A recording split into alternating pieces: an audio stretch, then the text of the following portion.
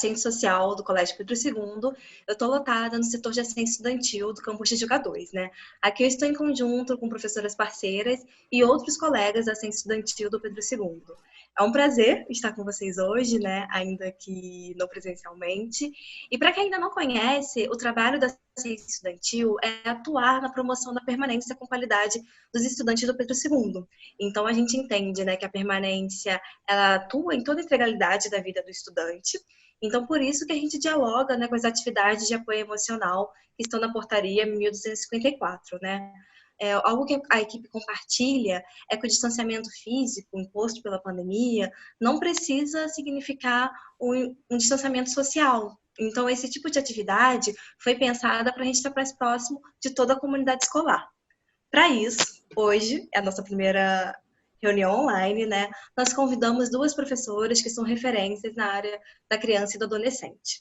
A professora Ana Paluziel, que é docente no Instituto de Psicologia da UERJ e coordenadora do programa de pós-graduação em Psicologia Social na mesma instituição. E também a professora da Faculdade de Serviço Social da UFRJ, Joana Garcia. É essencial agradecê-las, né, pela generosidade em aceitar esse convite. Conforme a gente divulgou nas redes sociais, hoje a gente tem uma pergunta, reflexão para elas, né?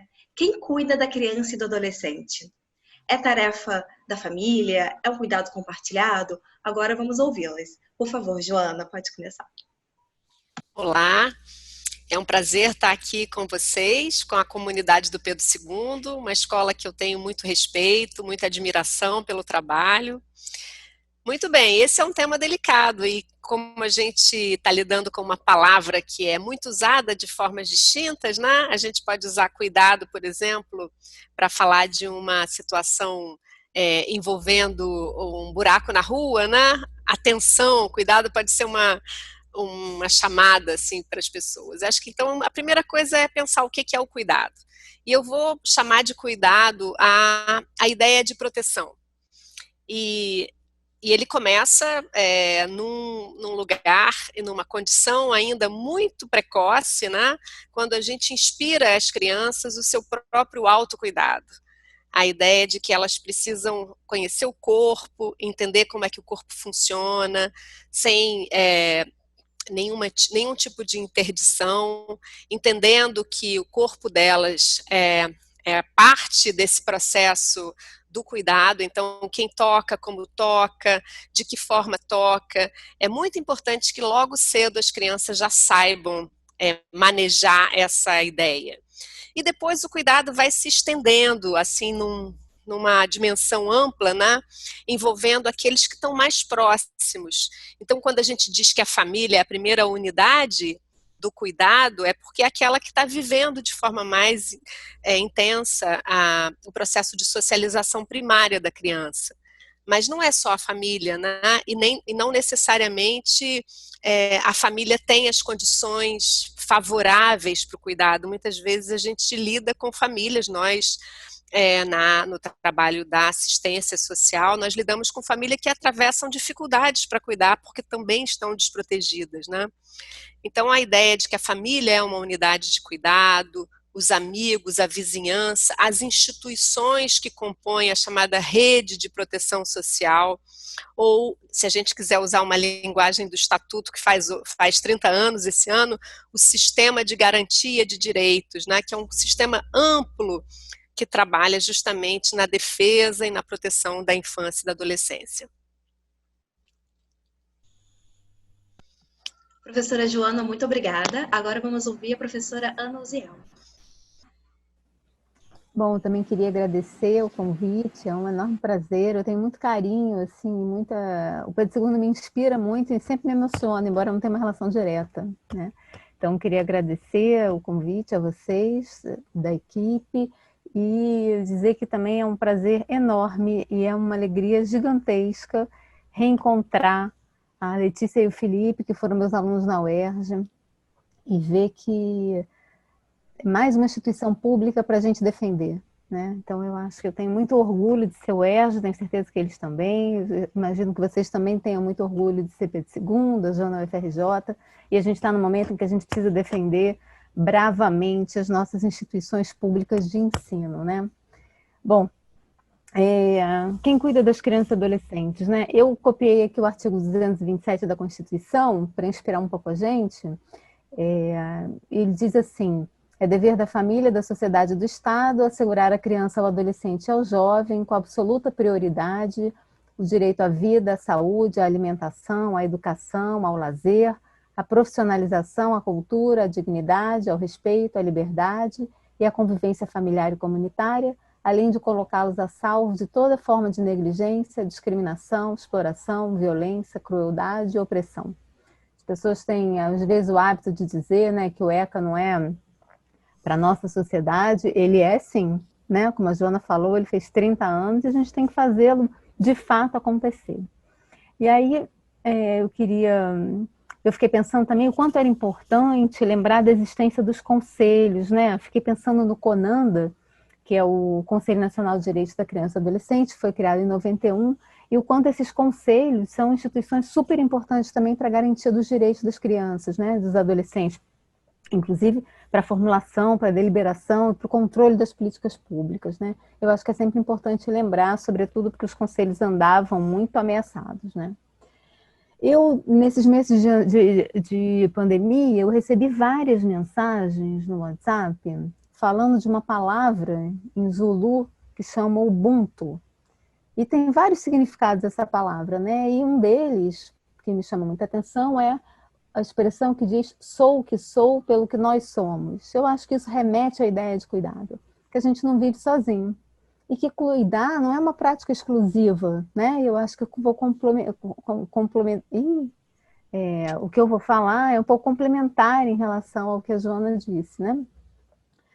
A gente combinou muitas coisas, não exatamente isso, e vai se complementar de uma maneira bem bonita, eu acho.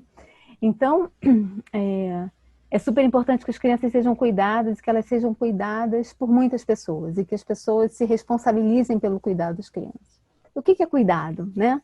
Talvez eu prefira começar pelo que não é cuidado. Então, cuidado não é sujeição, cuidado não é dominação, não é fazer pela outra pessoa, mas é potencializar também o que aquela pessoa pode. E eu acho que a gente tem um desafio quando se trata de crianças e adolescentes, que é juntar, pensando cuidado, juntar proteção e autonomia.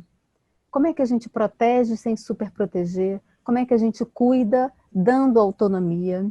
Dar autonomia não é ausência de limites, né? Dar autonomia é promover naquela criança e naquele adolescente o que ele tem de potência. Então, o que aquela criança, aquele adolescente, aquela adolescente pode fazer? Como é que ela pode se cuidar? Cuidar do outro, cuidar das relações. Isso é super importante.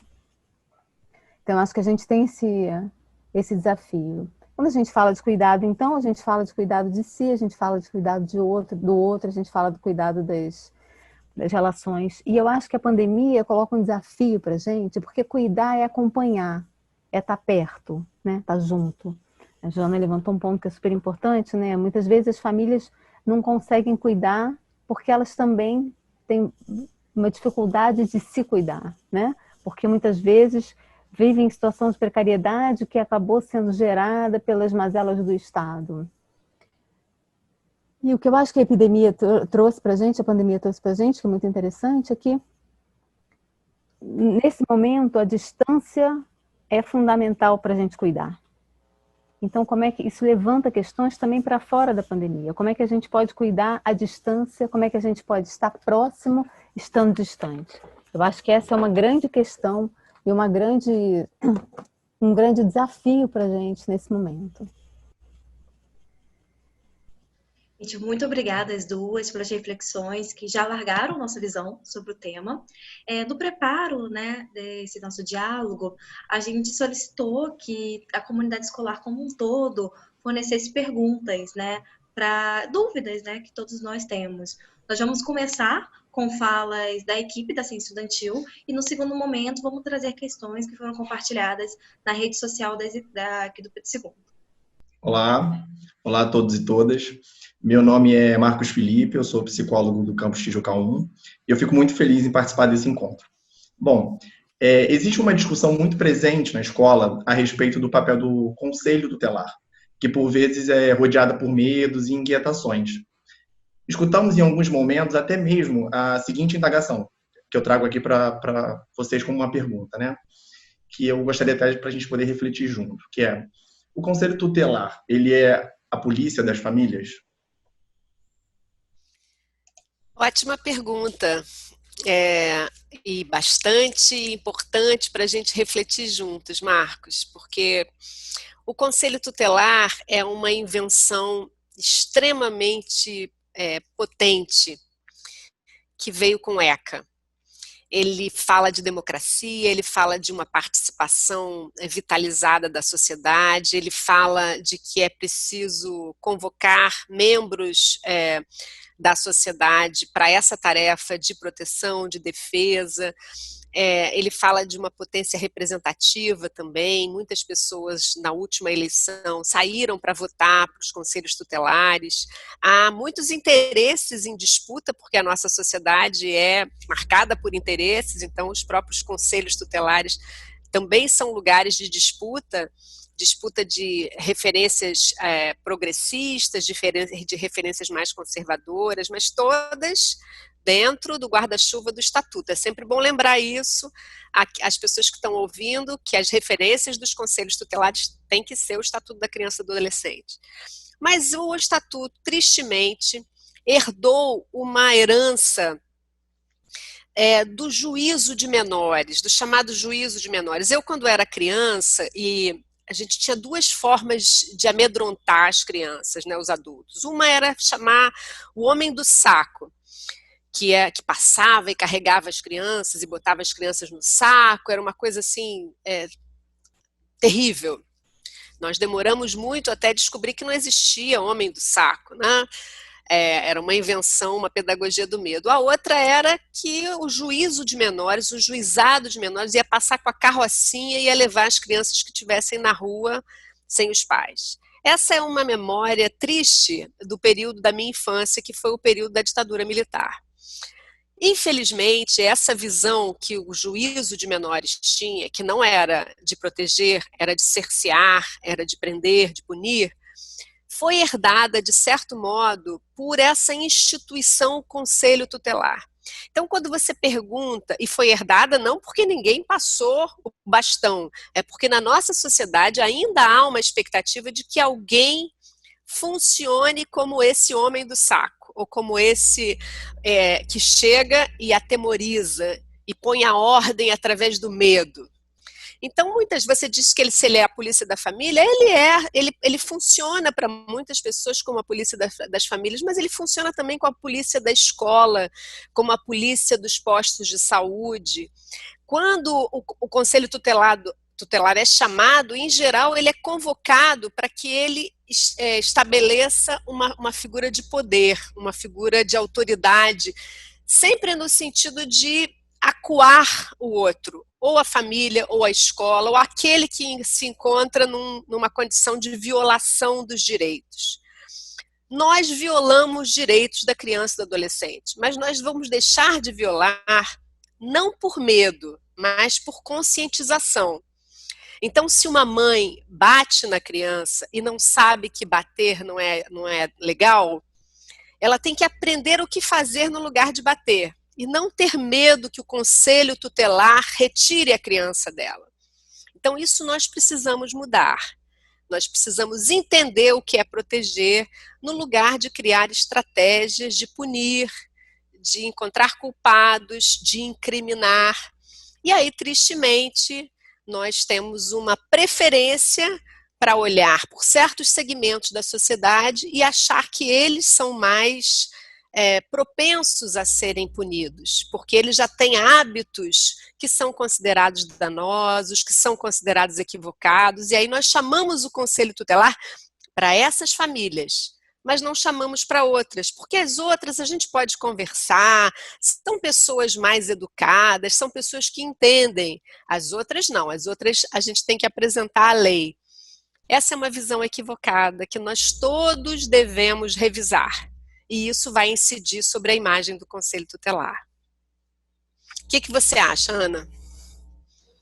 Então, só completando, Joana, o que você está dizendo, eu acho que toda razão falaria a mesma coisa. E eu acho que o Conselho Tutelar, ele também pode ser um grande aliado, né? E ele pode ser um grande aliado na promoção de direitos. Então, é verdade, ele pode ser polícia, né? A Joana falou super, super bem sobre isso, mas ele também pode ser um aliado para garantir o que o Estado está violando, né? Ele pode ser um aliado para garantir uma vaga na escola, ele pode ser aliado para garantir o direito à saúde, que deveria já estar garantido, mas a gente sabe que não está. Então, ele também pode ser um aliado nesse sentido. E eu acho que também uma outra função que pode ser muito interessante é no sentido dele ser uma outra voz para ajudar, por exemplo, a família a pensar em saídas. Eu acho que tem essa possibilidade. Infelizmente, a gente vê boa parte das vezes pessoas tomando as suas próprias crenças na hora de exercer a sua função no Conselho Tutelar, mas eu acho que tem muitas boas práticas também interessantes aí pelo país. Muito obrigado, professores. Olá a todas e todos. Meu nome é Luísa Câmara. Também muito feliz em participar desse evento. Eu sou psicóloga lotada na Central de Assistência ao Educando, na Pró-Reitoria de Ensino.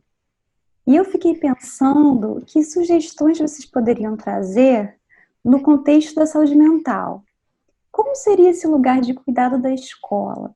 Ou seja, como a escola pode auxiliar na promoção da saúde mental de crianças e adolescentes? Obrigada, Luísa. É uma pergunta e tanto, e nessa eu vou pegar carona com a Ana, que é uma pessoa mais diretamente ligada a esse campo, mas a minha tendência é sugerir assim de uma forma bem breve que a saúde mental não é não é uma forma de intervenção que a gente realiza de modo curativo, fixando comportamentos, fixando regras e resolvendo as crianças difíceis, as famílias difíceis, como uma espécie de varinha de condão ou um remédio apropriado, uma medida apropriada. A saúde mental é um processo que precisa de uma intervenção mais longa, mais cuidadosa, mais orquestrada, com outras escoras que constituem a nossa vida e o nosso senso de pertencimento. Então, nós teremos mais saúde mental, individual e coletiva, quanto mais nós nos sentirmos parte de uma sociedade que agrega e que não exclui. Então, é muito comum que as escolas tenham a missão de resolver crianças difíceis. E se elas não conseguem, elas reclamam a figura da família, né, dos pais, o que houve em casa, o que há com essa criança, qual é o conflito que explica essa característica, ou ela procura a rede no sentido também de institucionalizar, de medicalizar, e essas visões não considero que sejam adequadas. Mas quero ouvir e aprender com a Ana. Então, acho que a gente pode pensar a questão da saúde mental, talvez por dois vieses, né? Acho que também vai na linha do que a Joana está trazendo. Um que é dessa promoção da saúde mental. E outro é uma intervenção mais direta e pontual quando se criou alguma questão, né? Quando se tem algum problema identificado. E a escola é absolutamente fundamental na promoção da saúde mental. A escola é um lugar onde a gente passa boa parte do dia.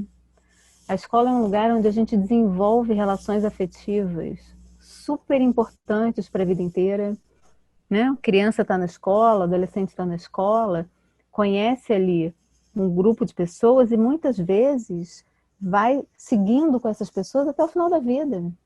Então, é uma criança, vira adolescente com aqueles amigos, adulto com os mesmos amigos, você vai ampliando o seu círculo de relações, mas as pessoas que você conhece na escola, muitas das vezes, são relações muito fortes.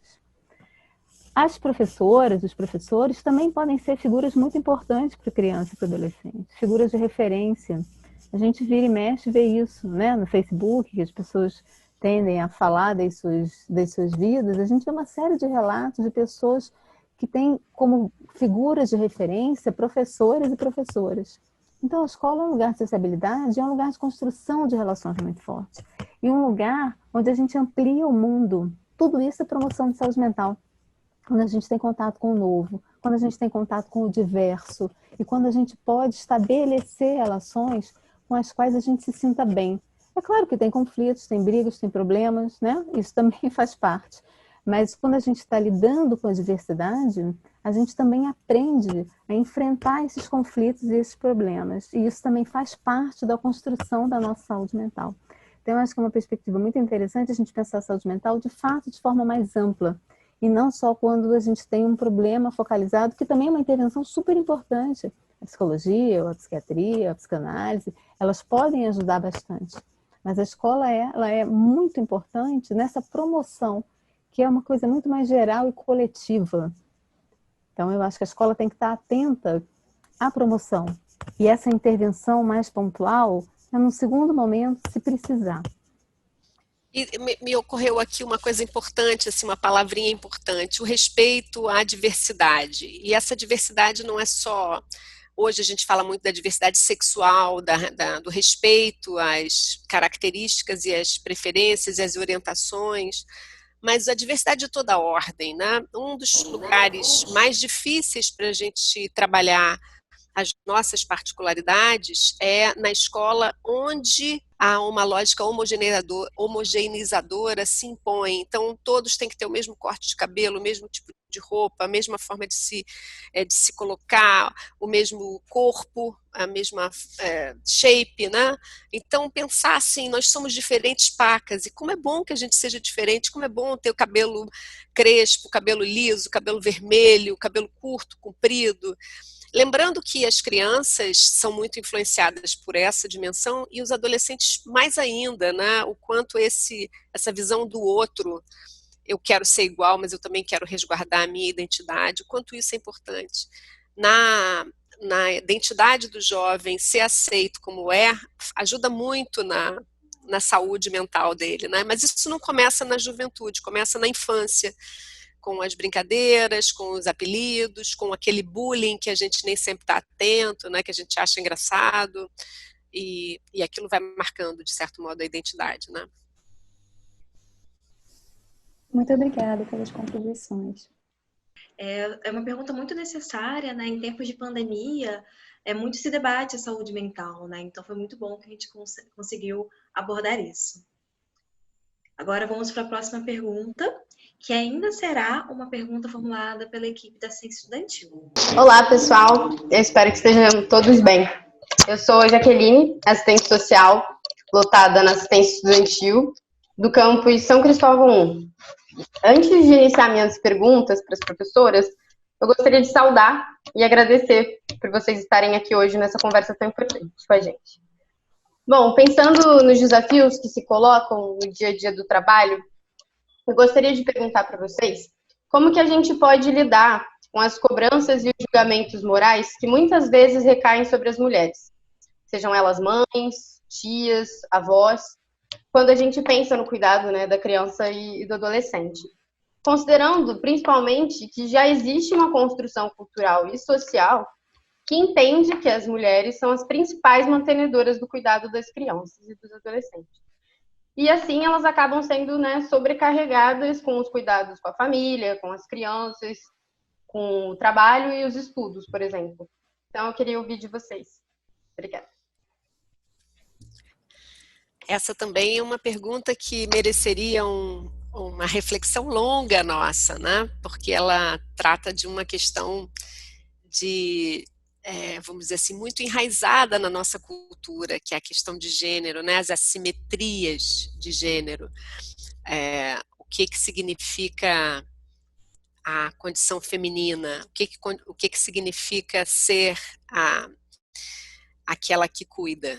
Isso é uma construção social, né? E é uma construção social, infelizmente, reproduzida até pelas mulheres. Muitas vezes a gente ouve a mulher dizer que tem um companheiro que ajuda. E essa ideia da ajuda, ela aparece como uma coisa até positiva. Eu tive sorte. O meu companheiro, o pai do meu filho, o meu marido, ele me ajuda muito. Ele troca até fralda. E aí a gente pergunta, ele está ajudando ou isso é parte das funções do cuidado que deveriam ser divididas, compartilhadas? Porque ajuda é uma coisa que a gente faz se quiser, se a gente tem a consciência, se a gente tem boa vontade, se a gente tem tempo livre. Mas se é da nossa responsabilidade, a gente tem que encontrar o tempo para isso. A gente tem que aprender a fazer. Uma das coisas típicas é associar a mulher ao afeto, ao jeitinho, àquela capacidade de cuidar melhor. Isso não está em nenhuma célula minha, não está num coração. Meu coração retirado vai ser igual ao coração de um homem. A questão é como eu fui educada a fazer isso. Então é preciso pensar, os homens são educados a fazer isso, eles querem se educar para fazer isso. Nós estamos contribuindo quando nos tornamos, quando deixamos de ser filhos e passamos a ser companheiras, a dividir esse cuidado. Isso é muito importante, porque às vezes as relações não são só entre homens e mulheres, são relações homossexuais em que um cuida e o outro faz a função da lei. Não é? Acho que essas dimensões precisam ser revisadas e a gente precisa alternar esses papéis. Os estudos mostram que as mulheres trabalham 7, 8 vezes mais do que os homens no cuidado, nas tarefas domésticas. E se a gente pensa que o cuidado estende à dimensão da infância, da adolescência, parte, por exemplo, para a vida adulta, para as pessoas doentes, para as pessoas idosas, a sobrecarga sobre as mulheres é muito intensa. Então é muito importante que as mulheres saiam desse lugar. Elas não vão deixar de ser mais amorosas porque elas estão dividindo o amor e o afeto e o cuidado com os homens. É um processo educativo que elas precisam também estabelecer. E para a gente cuidar, é preciso se autocuidar. Então é preciso ter tempo para tomar um banho, para ter uma dimensão de relaxamento, para ter a sua porta fechada enquanto está no banheiro, para que nenhum filho bata na porta. Muitas mulheres, para ir ao banheiro, precisam deixar a porta aberta para a criança ir até lá, ou levam a criança. Nem esse momento da intimidade é preservado. Então é muito importante que a gente se cuide, se preserve, para que a gente tenha mais energia também para cuidar do outro. E eu acho que uma coisa fundamental para isso é a gente discutir gênero na escola. É preciso discutir relações de gênero na escola. Porque quando a gente discute relações de gênero na escola, e aí não é, hoje vamos falar sobre relação de gênero na aula de... É preciso que essas... E aí, nesse sentido, eu acho que esse grupo de vocês, né, também tem uma função fundamental. Então, o que é discutir gênero? É levantar questões quando as pessoas vêm com essas frases muito dadas e fechadas e naturalizadas, né? Que as mulheres cuidam melhor das crianças, que quando os pais se separam, um homem e uma mulher se separam, se a criança for pequena, ela não pode ficar com o pai porque ele não sabe cuidar. Por enquanto, os homens não conseguem amamentar uma criança, né? Hoje em dia, Paris já vai, né? Tem uma série de homens trans dando à luz. Mas, tirando isso, quais são as questões que impedem? E o que a gente tem visto é uma reivindicação cada vez maior dos homens no cuidado das crianças. Os homens querem participar do cuidado, eles não querem ajudar, eles não querem ser coadjuvantes, né? Pegando essa ideia que a Joana trouxe. Eles querem efetivamente ter o direito também de participar dessa educação, desse afeto com as crianças. Eu tenho a impressão que tem uma mudança aí muito lenta, tem muito ainda o que fazer, né? Mas é preciso que a gente discuta essas questões. É preciso que as crianças pensem sobre isso, né? Me lembro uma vez num livro de história para criança, um livro sobre família para criança, que tem uma figura de um homem, um desenho de um homem com um bebê na porta de casa, dando tchau para a mãe que está indo trabalhar. E me lembro trabalhando isso numa escola, e o menino falou, ei, está ao contrário aqui. Está ao contrário aqui por quê? Vamos pensar como é que é na sua casa.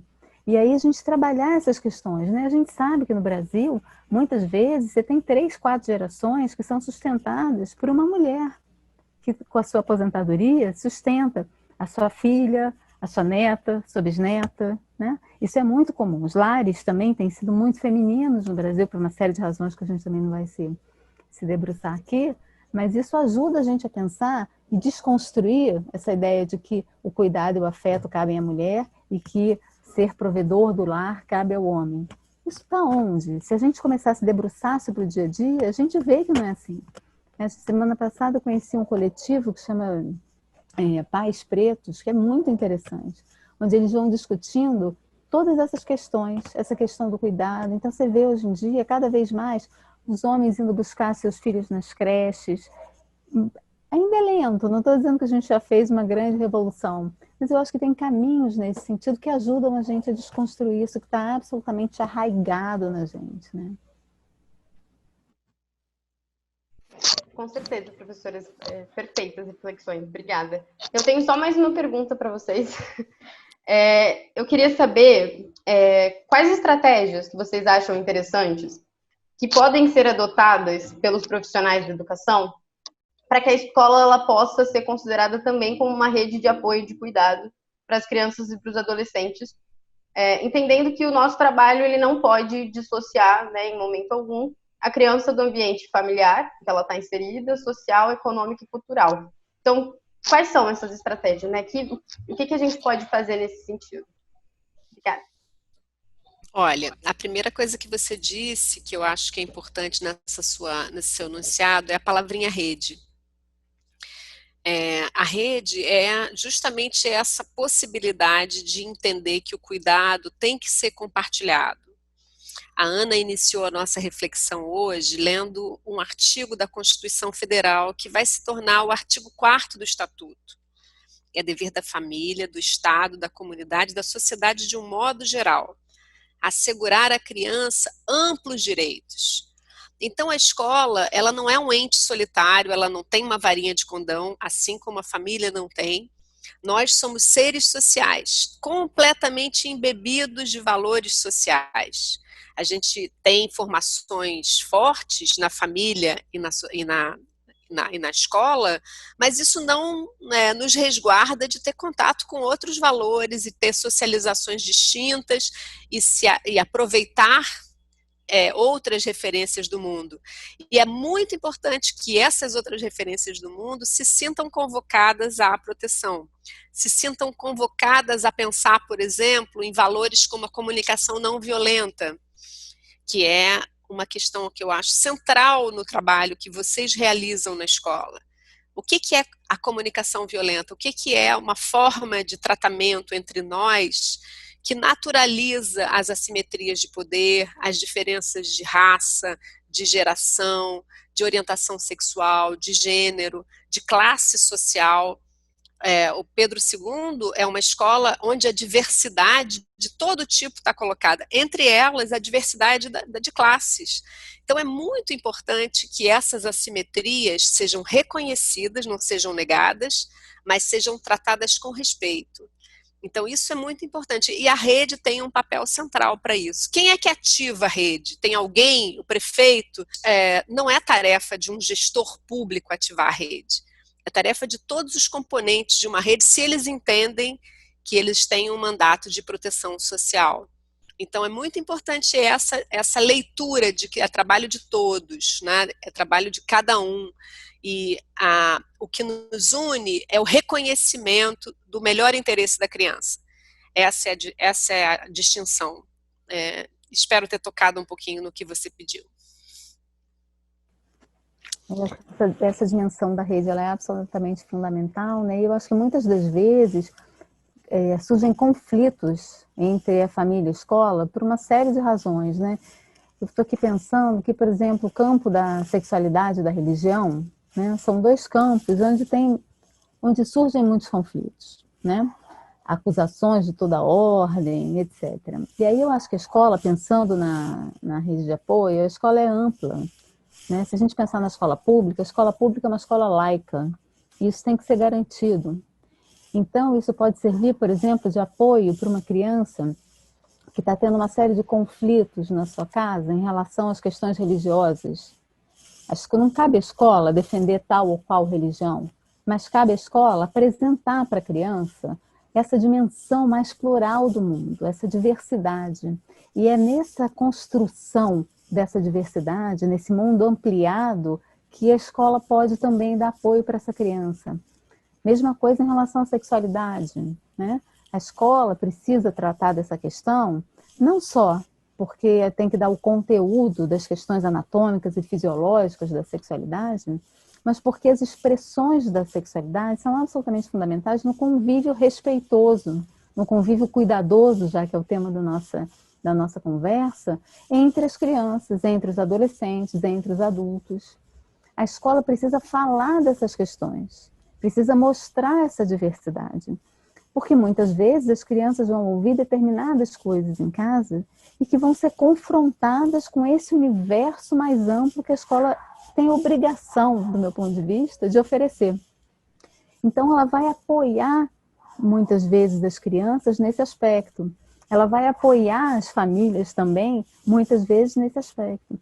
E ela vai ter que ser muito hábil e ter muita clareza do seu lugar para, inclusive, receber, muitas vezes, uma enxurrada, às vezes até mais violenta, de revolta das famílias, de confronto. Então, eu acho que é absolutamente fundamental para a escola ter esse espaço na vida da criança e para a criança poder contar com a escola também. Fora todas as coisas de abuso que a gente sabe, né, que a escola também é uma rede de proteção nesse sentido, né? Os abusos os mais diversos, né, sejam eles físicos, sexuais, psicológicos. A escola também é uma rede de apoio importante. E aí, nesse sentido, muitas vezes, a função da escola até vai ser de denúncia, mas não é a primeira função, né? A primeira função é de acolhimento, de oferecimento de uma escuta, de uma construção de rede, como disse a Joana. A escola é fundamental nesse lugar. Ela vai poder ser um dos elos dessa costura. E muitas das vezes ela vai, inclusive, conseguir tomar à frente essa costura. E também vai ter um papel preponderante nesse sentido. Obrigada, professoras, que a gente siga construindo essa escola mais cuidadosa. Obrigada. Agradeço muito a equipe, né, que elaborou essas perguntas muito importantes. Agora a gente vai para uma segunda etapa, que são perguntas que partiram das redes sociais da escola. Bom, gente, também é um prazer estar aqui com vocês hoje, a gente poder estar discutindo um pouco também sobre a importância, né, da escola nesse cuidado compartilhado com as crianças, com os adolescentes, que são o nosso público-alvo aí no nosso trabalho na educação. Meu nome é Letícia, eu sou psicóloga, trabalho no Colégio Pedro II, no campus de Realengo 2. E eu trouxe aqui, algumas pessoas fizeram alguns comentários na rede social da escola, e a primeira delas é o seguinte: gostaria da reflexão sobre os alunos que estão sem contato com os colegas de turma desde o início da pandemia. A importância de ser parte de um grupo, principalmente na adolescência. E aí eu gostaria que vocês comentassem também, depois eu trago um outro comentário para a gente poder conversar um pouco. Olha, isso é uma tristeza, né? Isso é uma das tristezas que a gente está vivendo nesse processo, né? A maior delas é uma doença que se alastrou e levou tantas vidas, né? Tantas pessoas se foram. Ela chegou no nosso território e não teve o tratamento adequado. Nós não tivemos uma política de saúde e uma gestão da pandemia à altura da gravidade dessa pandemia. Então, é tudo muito triste. Mas uma das dimensões dessa situação que a gente está vivendo é justamente a necessidade do isolamento, né? A necessidade de nós nos mantermos com distanciamento físico. Mas no começo dessa conversa, a outra Letícia, havia dito que nós não precisávamos nos distanciar emocionalmente e nem de perder o contato com as pessoas. Então, uma das coisas belíssimas desse nosso tempo é que a gente tem hoje a chance de falar com qualquer pessoa de qualquer lugar do planeta através do nosso celular.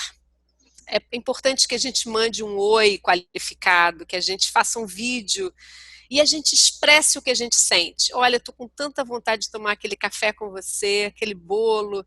Poxa, aquele lugar que a gente senta ali na escada e conversa, aquilo está me dando uma saudade. Então é importante dizer, digam para os amigos, escolham 3 amigos por dia para mandar mensagens amorosas. E há uma crença um pouco ingênua da minha parte, e as mensagens amorosas que a gente envia, a gente recebe em dobro de volta. Então, usem as redes sociais para espalhar flores e afetos, porque eles vão retornar. Eu acho que pensando nessa questão geracional,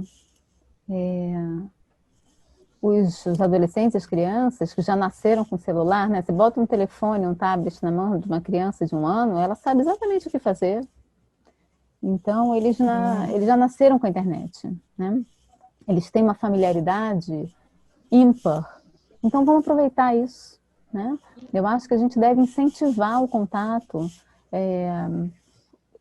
que se mande as mensagens, como a Joana está dizendo, combina. Vamos hoje comer um bolo, está cada um de um lado da tela. Mas é o possível. Isso significa contato, né? A gente está em isolamento físico, não é isolamento social.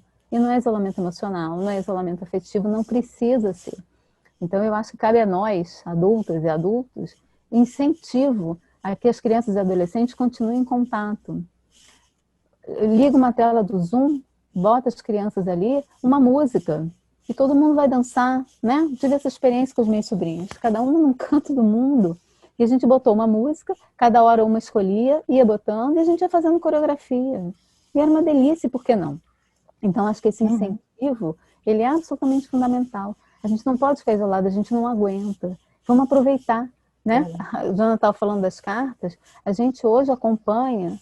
Então, eu vou mostrar para você o que eu estou fazendo agora. Olha aqui meu brinquedo novo, olha o desenho que eu estou vendo, bota o desenho para assistir junto, bota o filme para assistir junto.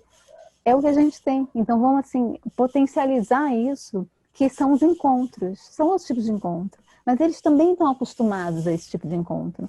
Né? São vários os jogos que, mesmo quando a gente tinha uma vida presencial, muitas das vezes as crianças e os adolescentes estavam na mesma casa e se encontravam no computador, num jogo.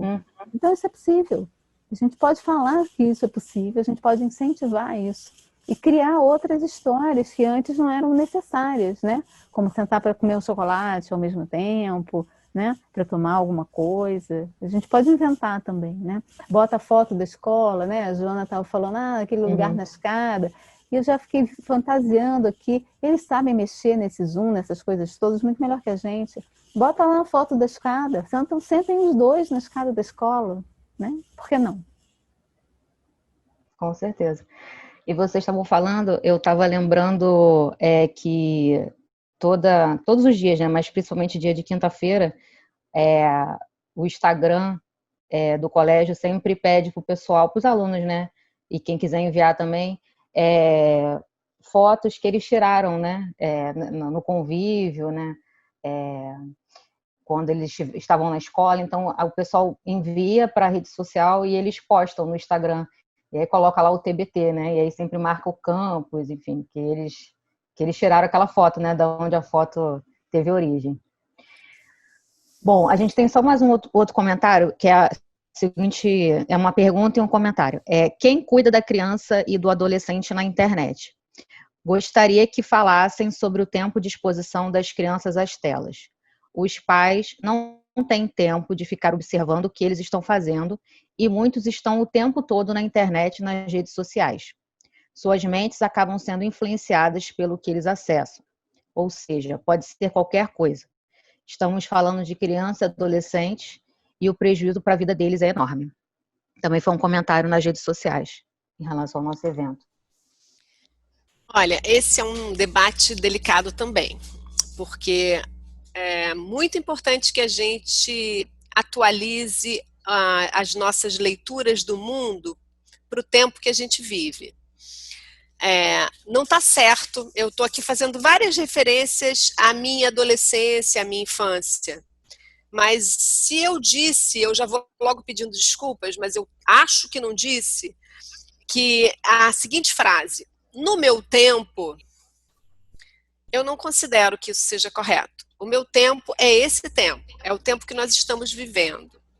Então, nós estamos hoje nesse tempo. E o que é característica desse tempo?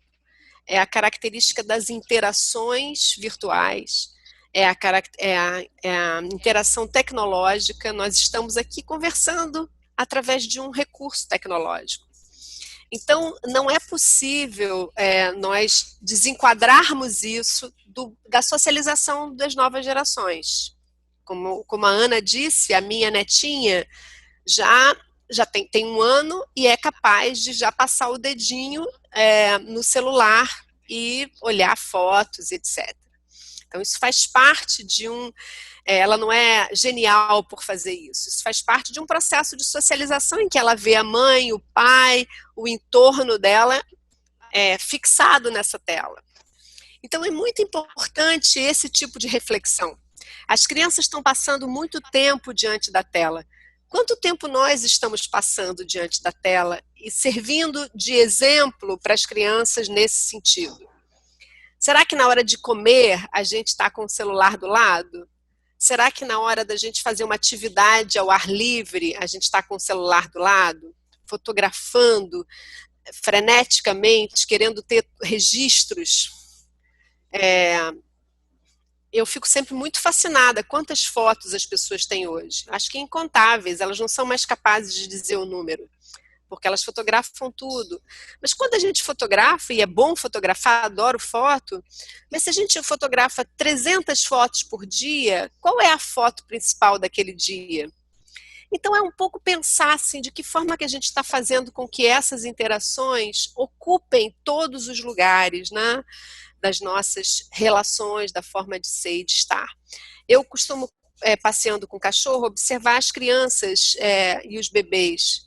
Esses dias eu vi um bebê no carrinho com um livro, folheando um livro.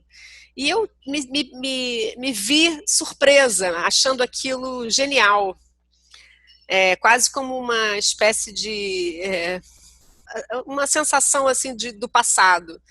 E não tem que pensar assim, né? É preciso que os livros, que a dimensão tátil, visual de um livro também seja apresentada para a criança, seja valorizada num universo familiar, escolar. O cantinho da leitura, o estímulo a isso, ler com prazer.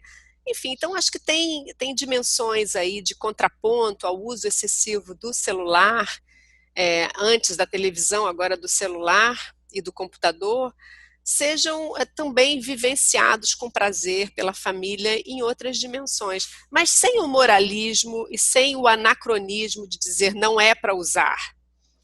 A outra dimensão que você traz é a dimensão do cuidado com o que vê. Então, acho que esse controle parental é muito importante. Um controle parental sem moralismo, no sentido de não vamos falar de certos assuntos. Não, vamos falar de todos os assuntos, mas vamos entender que cada coisa tem o seu tempo e a criança precisa saber disso. Então, vai ter um tempo em que ela vai namorar. Por que dizer para uma criança de 3 anos que aquele amiguinho do outro sexo é namorado? Por que nós já trazemos essa dimensão para a infância? Por que é bonitinho dizer dá a mão para o seu namoradinho? Não, isso não é parte do universo da infância. Então, a gente pensar nisso também, que eu acho que é importante, dizer para a criança o que é adequado para a idade dela, o que é legal, o que é bacana, o que é gostoso e o que ela vai vivenciar mais tarde. É importante saber que tem uma coisa nos esperando, né? Vai ter um momento em que eu vou poder fazer isso, porque eu vou entender, porque vai fazer sentido. Sem criar uma ideia assim velada, porque também se é muito velado eu quero fazer antes, eu quero experimentar antes, né? Um pouco isso.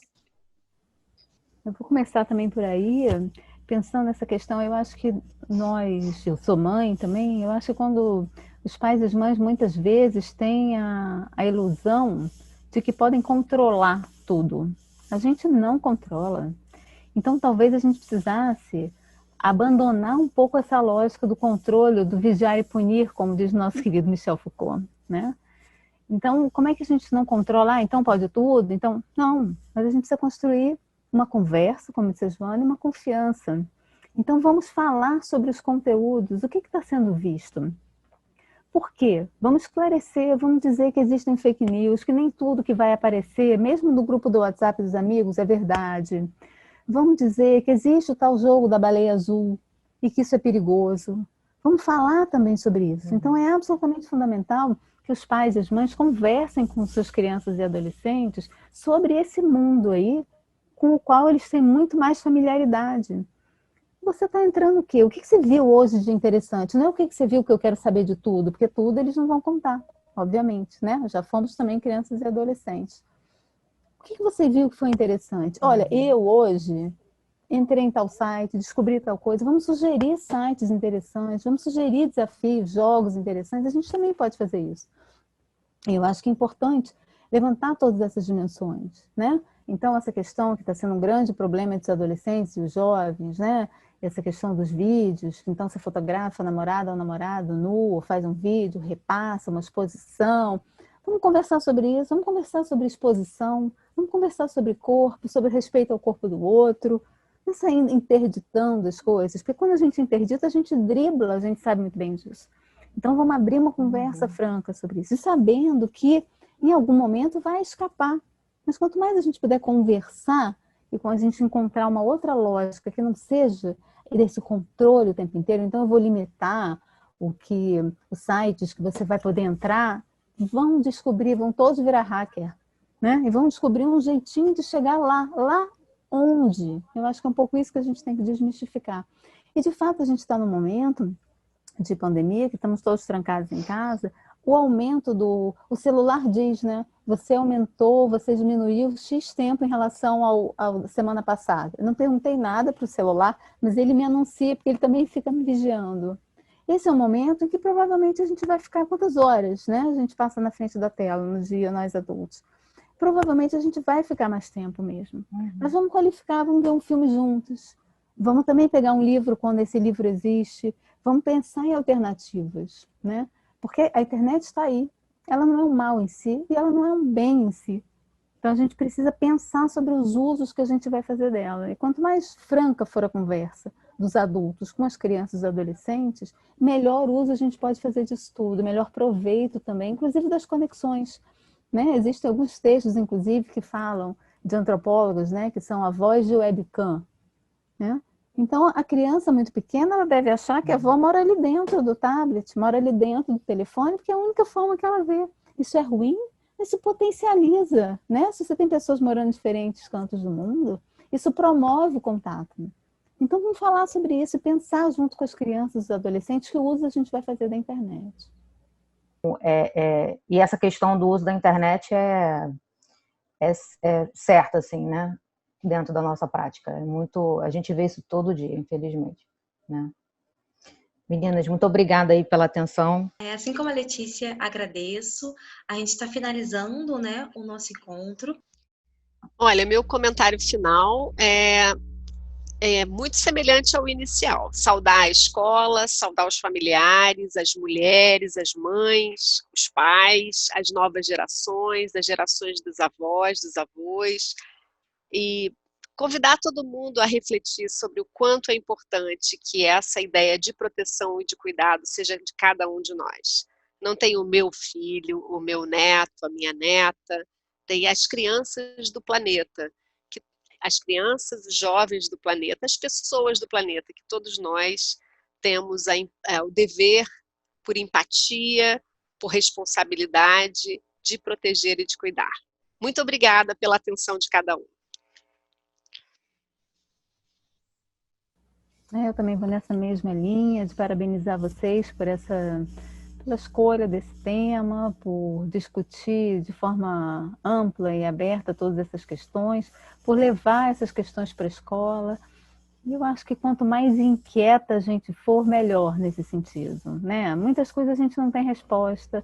Vamos perguntar, vamos conversar, propor coisas novas. Eu acho que essa aposta ela é fundamental para a gente criar uma sociedade mais democrática, para que a gente possa promover a saúde mental, como vocês levantaram, né? Então, eu acho que isso é papel de todas e todos nós. Então, obrigada aqui pela oportunidade. A gente continua sempre em contato, porque a escola é muito viva, né? Então, reitero meu agradecimento às duas professoras, agradecer, né, a pró-reitora de ensino, Eliana Mira, e a professora Maria Célia, que é diretora de assuntos estudantis, né, compartilho meu agradecimento a elas. E eu acho que essa conversa foi muito importante, né, para ampliar a nossa noção de cuidado. E não só isso, né, ampliar a nossa compreensão de quem são esses atores do cuidado, né, pensar na rede que deve atender crianças e adolescentes, né. Por fim, eu peço que você que está assistindo esse vídeo compartilhe, né, conosco as suas reflexões, as suas indagações que essa conversa provocou, tá bom? Muito obrigada a todos, boa noite.